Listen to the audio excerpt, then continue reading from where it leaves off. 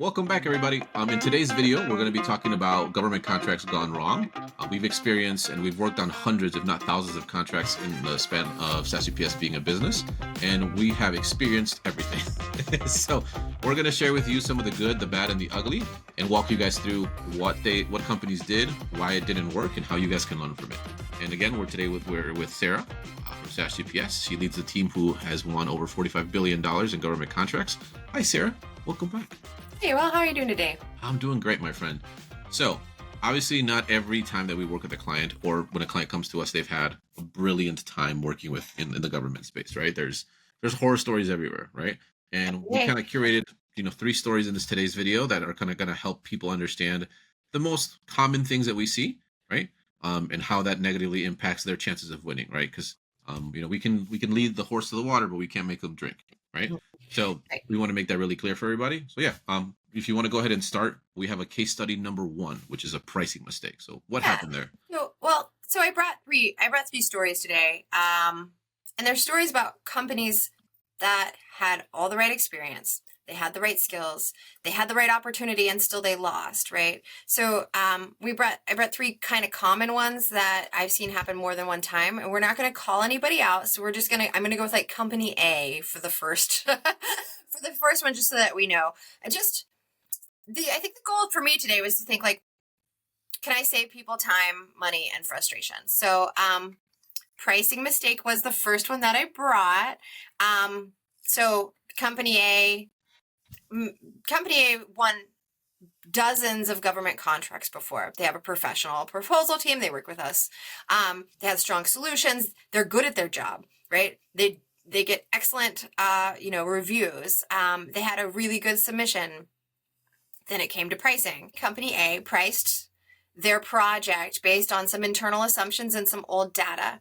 And because they had been winning a lot and this was kind of their go-to, they didn't do a lot of analysis about what their competitors were going to come in. And they came in $1.5 million higher than their competition. Oof. And just like that, they lost that contract, even though A+ proposal, A+ performance, everything was good, but $1.5 million isn't something that the federal government can overlook, right? Right. So the lesson there is that pricing, it's not just about covering costs, right? Pricing is a strategy. If your numbers don't match the market or the expectation of the agency, you're not going to win, right? Even the best proposal is not going to save you from pricing mistakes. Now, that being said, there are people out there who go the opposite direction when they do pricing. So you might come up against somebody who undercuts you so significantly that there's no way that they can do that project, right? And we have seen this happen. Company comes in, says they can do it for this incredibly low price. The government says, let's go. And then a couple months later, that company fails to be able to provide that service that they were saying that they could do. And the second place proposal winner is contacted to come in and do the job because the job is essential, right? Until they can put out another bid, right? Sure. And so your pricing needs to be on point, right? It doesn't need you don't want to put yourself out of business or fail your contract, but you do want to win, and sometimes those margins are quite small. Yeah, no, for sure. Would you say that pricing is if not one of the top 3 things when winning a contract? No, yeah, yes, yeah. For sure. Yeah. Just want to make that clear, right? Because I feel like sometimes people are like, oh, well, everything else is pretty, but our pricing was a little off, but they'll be okay because everything we have this extra stuff and we have this much experience. Like the government is very 1 and 0. Well, and sometimes best value contracts do take some other things into consideration, but there's a limit to that, right? There's a limit to that. Yeah, no, for sure. So yeah, pricing definitely what your price important. was, you wouldn't be bidding on it. Yeah, absolutely. Yeah, definitely pricing is very important. Mm-hmm. All right, great. So that's the first one, right? Obviously, make sure that your pricing is covering your cost and understand that pricing is a strategy, which I think a lot of people, have to get that in their heads, right? All right, case study number 2 is about compliance issues. So what happened here?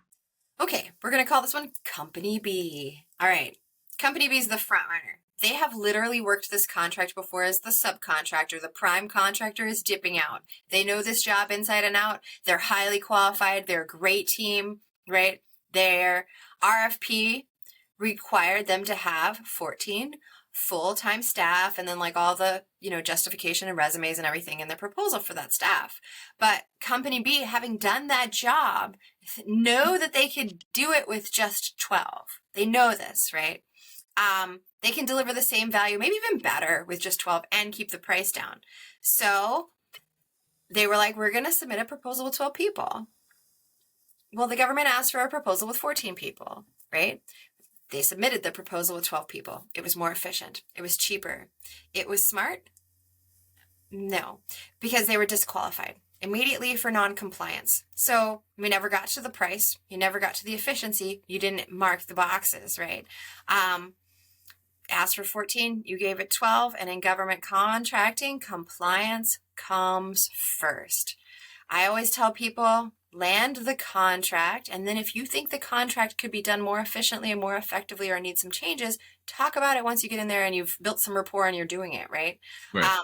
No matter how confident that you are in your approach, if it does not match the requirements, you will not be considered, right? So follow the rules and then explain your efficiencies in the narrative. And I've seen this happen many times. People are like, I am right. And it's like, nobody's saying you're not right, right? Like you can be as right as rain and doesn't matter, right? Like you need to win, and to win, you need to follow the rules. Yeah, no, 100%. Yeah, compliance. I mean, after pricing, I feel like compliance, next thing you got to check off and make sure that you do it right. No, before pricing. Oh, yeah, before pricing. Because you never get to the pricing. Like if you can't be compliant, don't bother. That is true. Yep. You are correct. They're not going to look at your pricing proposal if you aren't compliant. They're going to say, this person can't even follow the instructions and the rules. Like, sorry, trash can. Yeah, absolutely. Yeah.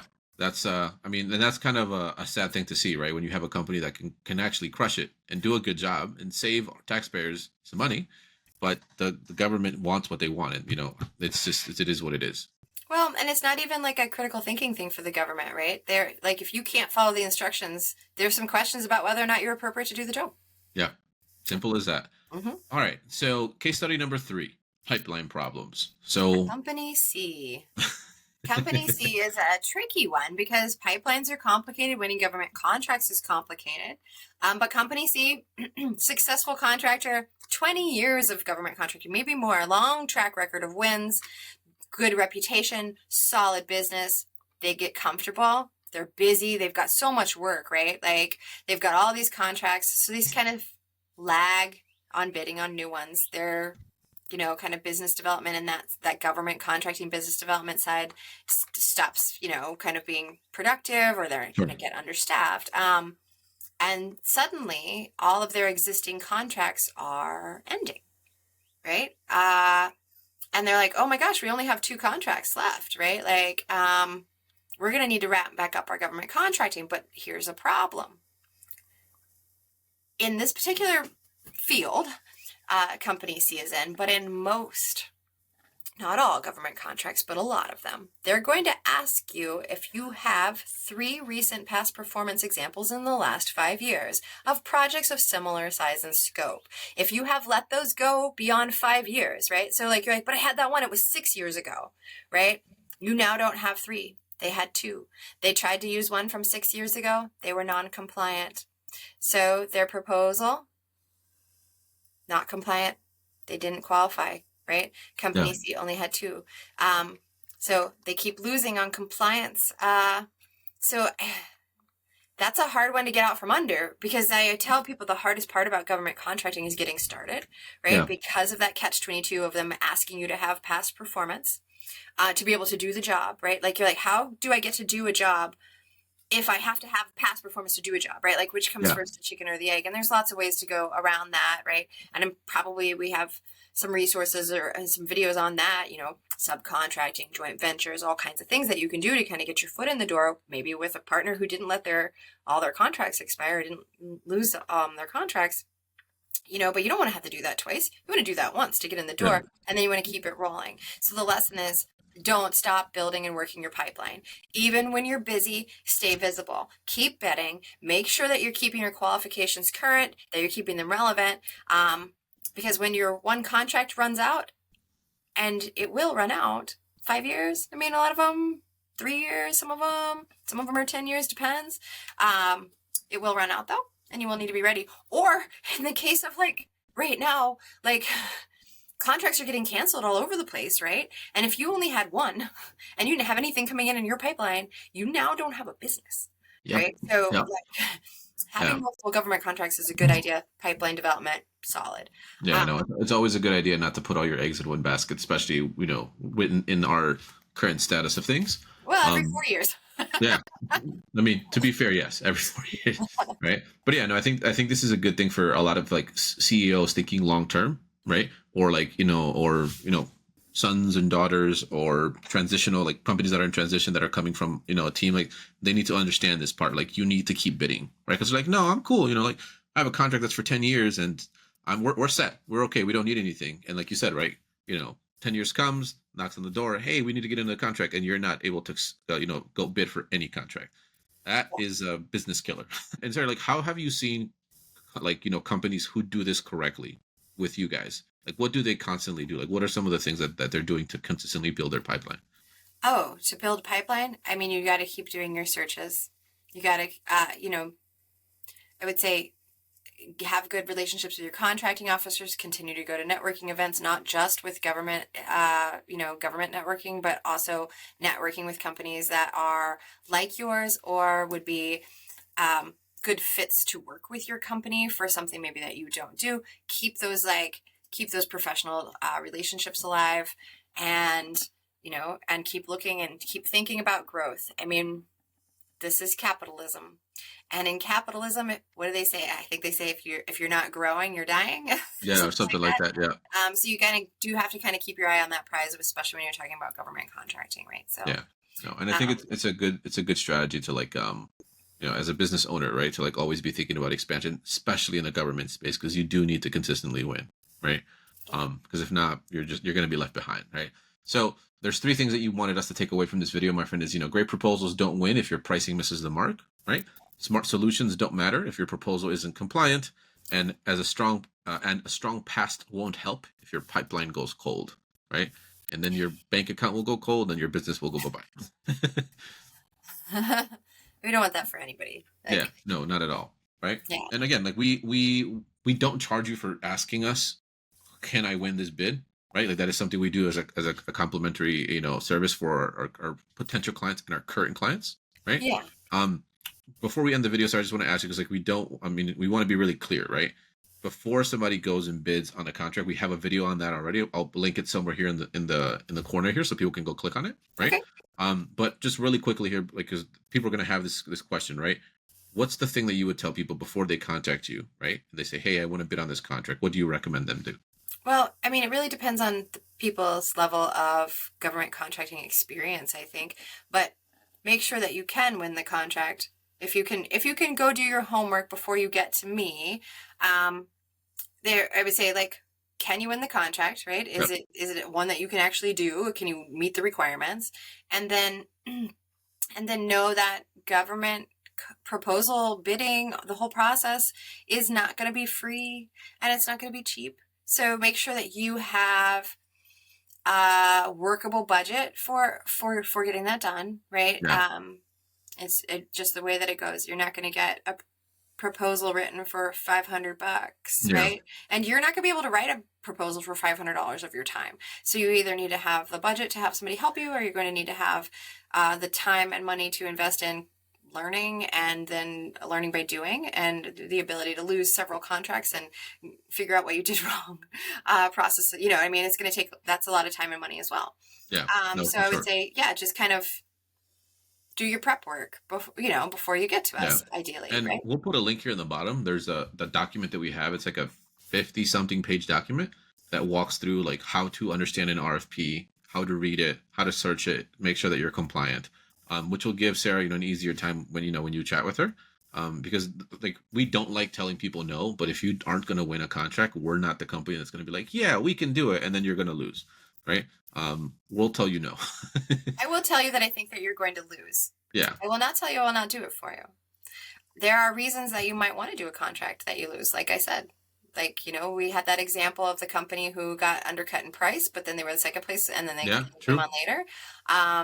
Maybe you need the feedback. Maybe you want that contracting officer to know your name.